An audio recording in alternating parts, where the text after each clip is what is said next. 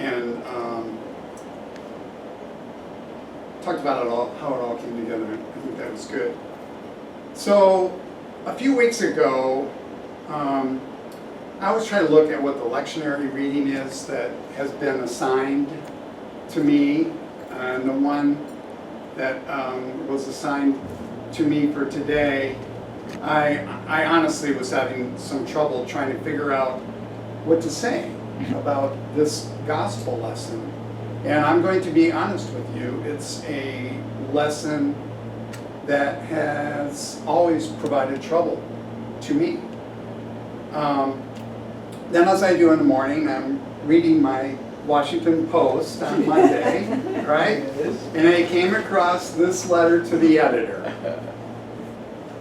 The scars on Virginia from the horrific gun violence in Virginia Beach, at Smith Mountain Lake, and at Virginia Tech mean little to the political class, as was demonstrated by the conduct of the General Assembly leadership in the just called special session to find solutions to gun violence in our state. So as I read that, it was kind of like, I know I'm not going to talk about gun violence, but as I read that, it was kind of like, voila, that's it. So you can recall what happened.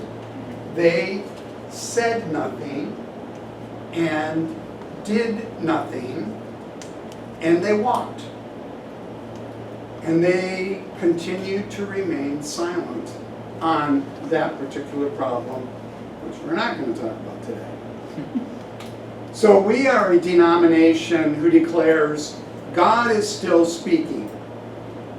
Well, God is still speaking through modern day prophets, some famous and well known, and others kind of like you and me, commonplace and hiding in plain sight.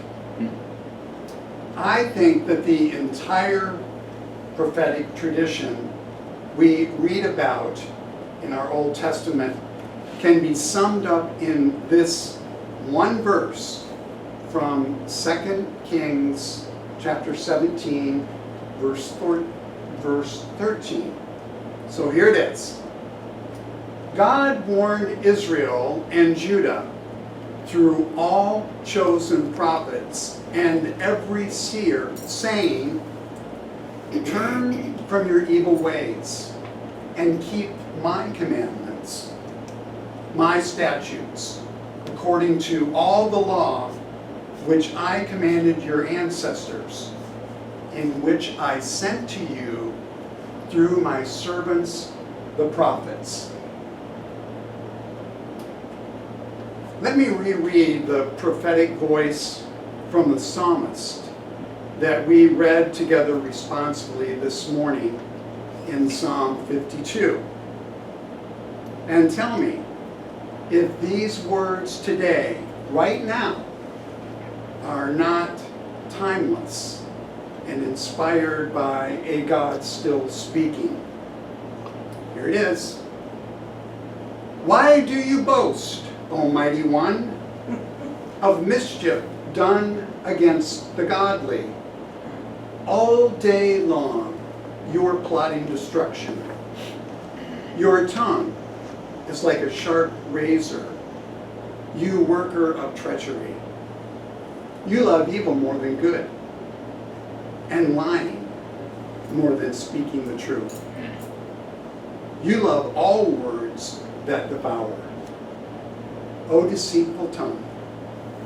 But God will break you down forever, and will snatch and tear you from your tent, and will uproot you from the land of the living. The righteous will see and fear, and will laugh at the evildoer, saying, see the one who would not take refuge in God, but trusted in abundant riches, and sought refuge in wealth.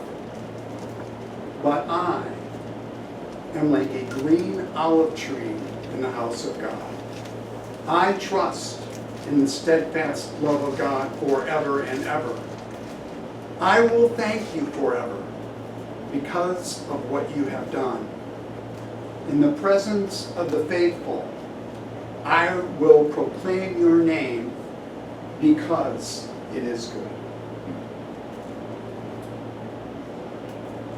It's okay to dissent, even against our gospel lessons. Things change. Otherwise, God is still speaking our empty words that make absolutely no sense at all. Let's just imagine, what if the world were a world full of Marys who choose to be silent all of the time, or even much of the time? What if on August 28, 1963, God had been silent and had not been speaking through his 20th century prophet, Martin Luther King Jr., when he spoke these words to a crowd of 200,000 people as he stood on the steps of the Lincoln Memorial. Didn't we just have something on the Lincoln Memorial? But here's what King said. I have a dream that my 4 little children will one day live in a nation where they will not be judged by the color of their skin, but by the content of their character. The following year, in 1964, Martin Luther King Jr. was awarded the Nobel Peace Prize. Dr. King, in the prophetic tradition of the Old Testament prophets, had plenty to say, including this on our topic for this morning. History will have to record that the greatest tragedy of this period of social transition was not the strident clamor of the bad people, but the appalling silence of the good people. Plato said the same thing in 400 BC when he stated prophetically, "To be sure, I must, and therefore I may assume that your silence gives consent." Well, to boil all of this down to one overarching statement, in the center of Plato's Republic, which is a pretty heavy read, but that's why I'm going to boil it down here, is a contribution to ethics, a discussion of what the virtue justice is, and why a person should be just. So in that context, the statement, repeated again, makes perfect sense in a world where, hopefully, God is still speaking. Plato said, "To be sure I must, and therefore I may assume that your silence on a variety of injustices that he was referring to, your silence gives consent." Well, I'm sure by now everyone knows who the squad is. They are, as they are described, the 4 female Democratic Congresswomen of color: Rashida Tlaib from Michigan, Ayanna Pressley from Massachusetts, Ilhan Omar from Minnesota, and Alexandria Ocasio-Cortez from New York. Here are a few comments by Congresswoman Pressley from their news conference held this past Tuesday, July 15th. Despite the occupant of the White House's attempts to marginalize us and to silence us, please know that we are more than 4 people. We ran on a mandate to advocate for and represent those left out and those left behind. Our squad is big. Our squad includes any person committed to building a more equitable and just world, and that is the work we want to give back to. And given the size of this squad and this great nation, we cannot and we will not be silenced. And as the world changes, part of this is because the prophetic voice has not been silenced through the years, and it continues in present-day 21st century prophets. Here's another example. This from the Reverend Tracy Blackman, who is the Executive Minister of Justice and Witness Ministries for the United Church of Christ, and she's also the Senior Pastor of Christ the King United Church of Christ in Florissant, Missouri, which borders the city of Ferguson. You may or may not know this, but Reverend Blackman was a leading figure in the Ferguson, Missouri religious community in response to the shooting death of Michael Brown on August 9, 2014. In a podcast on prophetic resistance from the Faith in Action group that met in conference this spring in New York City, she reminded us that standing in one's truth is an act of resistance. And by this, she boils it down to mean speaking out when one sees an injustice where we live. So as she called the religious leaders together to respond to the uprising in Ferguson, she said that she was able to do so because within her small church, which was United Church of Christ, they were known as a welcoming community. A denomination, she stated, that from a national perspective has the reputation of being welcoming to all. She stated that she was one of the few ministers in St. Louis who could call the clergy every expression of clergy, and there would be widespread agreement that they were indeed welcome and welcome with their views. She said that oftentimes on the journey, we don't understand the journey.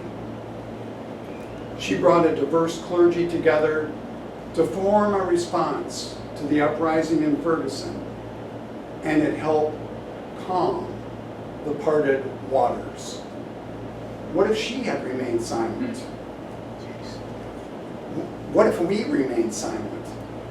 What if we choose Mary over Martha time and again, or with more consequence, as our default go-to posture? Now, I'm not saying that we don't all deserve our quiet time and our silence and our moments of worship. But if this becomes who we are, and we can't embrace the Martha of action that resides in us, then maybe the work of God, where God has planted us, remains undone. And the journey ends before it even begins.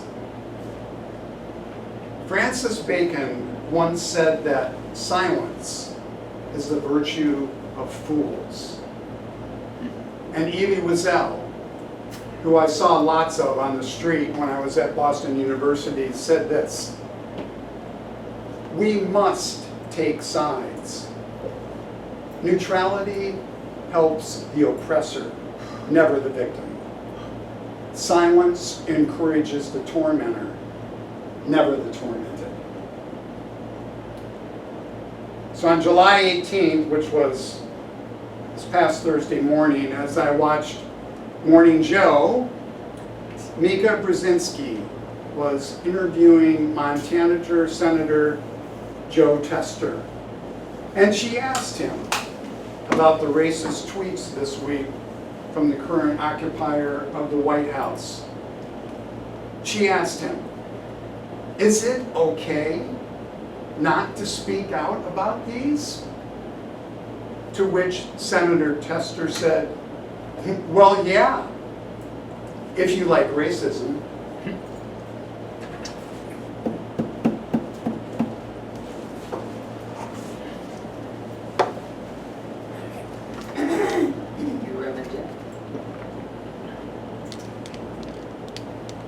Let's just take just 2 or 3 moments just to take in a deep breath. Let's do that.